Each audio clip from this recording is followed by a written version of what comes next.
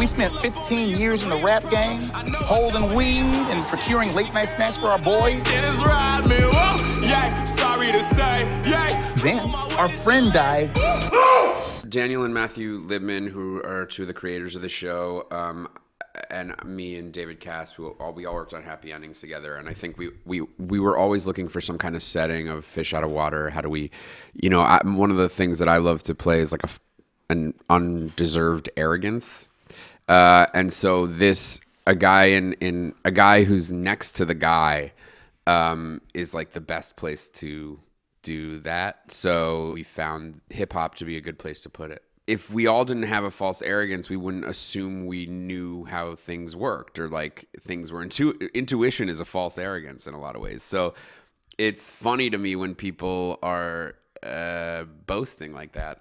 And so I really like playing that. We wanted to do an adult comedy. I mean, those are some of my favorite movies and TV shows are adult comedy that is legit funny with big premises and big ideas, and that's how that's the sauce that I like. I never liked it when like these shows about people coming home and starting over and then immediately they look like everybody else in the town. It doesn't work like that, especially if you have no money. You have to wear the clothes you have, or clothes that were given to you by a rapper and you're not that size, but you wear them. I'm not allowed to say if I took anything home because there's an ongoing investigation about where some of the clothes went. I'm kidding. I'm not kidding. And my favorite, there's honestly a lot of credit to our stylist on the show, Jazz Benjamin, who she does mostly musicians, like Anderson .Paak and Miguel. It's like we were really working with the real thing, and she I think every outfit was amazing. And Sam and I would say, like, if we would be wearing 10 things, one of them would be awesome at one time, but when they're all 10, it's like crazy. Some of the coolest hip hop stuff we did was in producing the show. Like in the couple days before we started, our stylist Jazz took us to this small pop-up by a company called V-Loan, which is done by this guy ASAP Barry, who's part of the ASAP Rocky crew, R.I.P. ASAP Yams. So, and like we got to like meet him in that pop-up, and he's kind of hip-hop royalty at this point. I mean, he's had some questionable stuff go down, but like V-Loan is a big deal, and he himself is like a big stylist. And so we got to meet him and watch this young kid. We're all sitting back in the back of the pop-up shop, kind of smoking weed and hanging out. And this like young kid walked in, and he's like, "Hey, my name is Fred, and I drove like all the way from Marietta." And he's like shaking, he's so nervous. He's like, "But I made this kimono out of vintage T-shirts."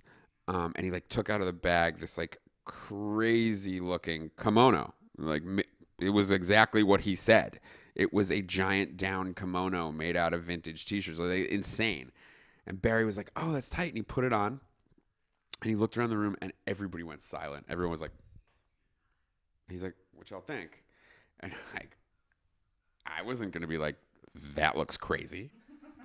So no one said anything. So like scared. It's like he's the head of the crew, And then he like looks at himself in the mirror and he goes, "I think this shit's tight." And then everybody around was like, "That shit is tight, dog. That shit is the tightest, dude. For sure. Yo, where can we buy these? Can we get these from you, dog?" Like, it was so funny.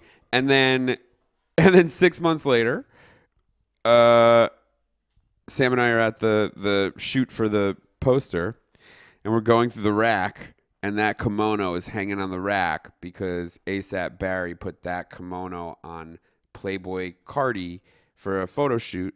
And now that kid is like a fashion designer. So it was like we saw it happen right in front of us really quickly.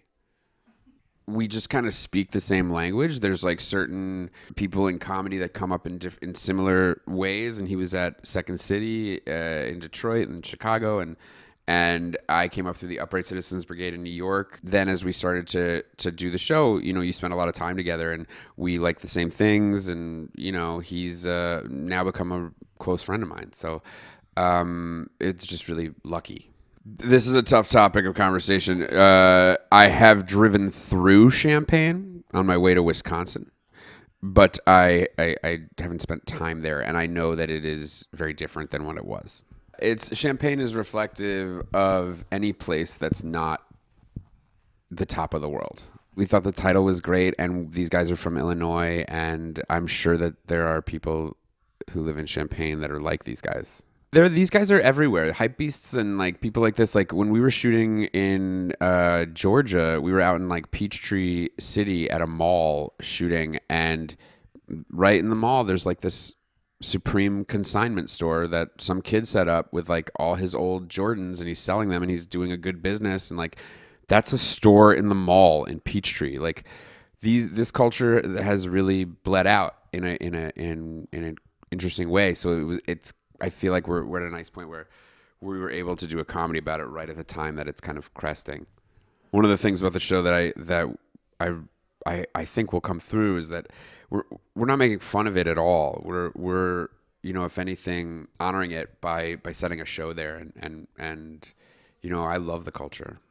I have spent most of my time on network television, so it was nice to know that you were going to make 10 episodes before anyone saw them, and because that means that you can really get your idea out and you don't have to adjust. A lot of times on network television, you're adjusting due to ratings or testing and what people like, people don't like. It's like this was just going to be a piece of art that we got out there, and then to me that's why streaming is so fun, because it's kind of unfiltered in a way.